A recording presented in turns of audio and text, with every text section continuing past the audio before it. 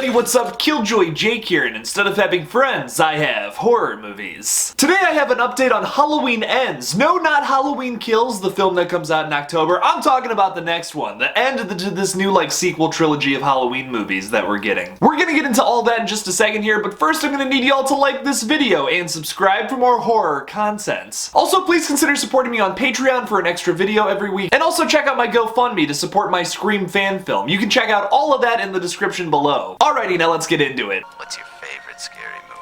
Well, I'm Pennywise the dancing clown. Oh, no, not the beast! Not the beast!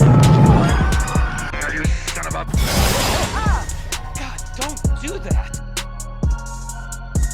But sometimes that is better.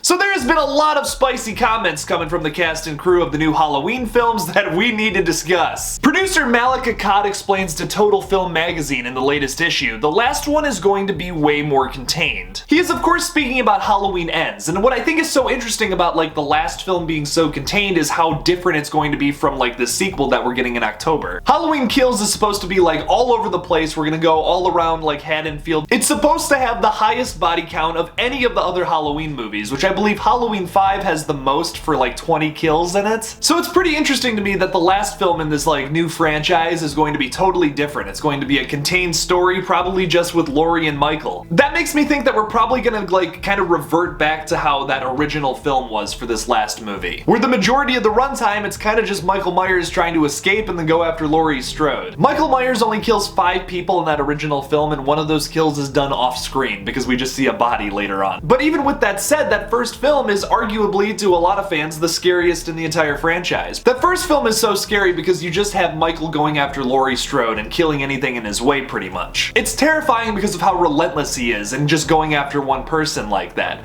Where in this new film that's coming out in October, it's going to be more about the body count and how insane the kills are going to be, which is kind of a different approach to making a slasher movie. In my opinion, I think both can be effective in different areas. I think the more psychological approach that the original movie has is probably the best way to do it, which is why I'm a little more excited for Halloween Ends now. I'm excited to see them take that approach to another movie. Because Halloween 2018 kind of had that same hey, let's make Michael Myers as vicious as possible, killing as many people in a whole bunch of totally crazy, brutal ways. Which, trust me, I loved in that film, and I know I'm going to love in Halloween Kills when that comes out in October. But I am also excited to see what they're going to do with a more psychological approach, where it's just Michael going after Laurie again in this new film. Once again, this is all speculation. All we know is that the new film is going to be contained, as they say. Whatever that means, I'm kind of just speculating on that. David Gordon Green similarly teases in the magazine's new issue, I get engaged by doing something different. If I was just going to be repetitive, I would hand the reins off to someone else. When you have that opportunity within an established franchise, it's really fun to think about how you can show different tones and perspectives and evolve. Once again, so glad to have David Gordon Green on this project. There's so many horror directors nowadays that just want to continue doing exactly what a same franchise has done over and over and over again in new iterations. It's I'm so sick of that, dude. What I loved so much about Halloween 2018, it takes a different direction for the series. The Halloween films to me have always felt a little contained, just like how Malik Akkad said. And what I like so much about Halloween 2018 and what I think I'm going to love about Halloween Kills is how they're just taking a different approach. Kind of taking the Friday the 13th approach, where it's let's just see how many bodies Michael Myers can rack up. And like I said, sure, that's probably not the best way to go about making a slasher film, but it's different. Let's do something different with Michael Myers though, instead of having every movie try to copy that original, where it's he's going after one person, but then there's people in his way. I feel a lot of the sequels are just trying to do that same exact thing. Sure, you have that plot line in Halloween 2018, yeah, he's trying to kill Laurie Strode, but it's much more focused on the fact that Michael is just killing a bunch of people in a horrifying ways, man. Now, the craziest quote we got was actually from Jamie Lee Curtis talking about her iconic character. Curtis said in that same magazine issue, I would say, given what I know about the next movie, I think it will be the last time that I will play her. And I'm not saying something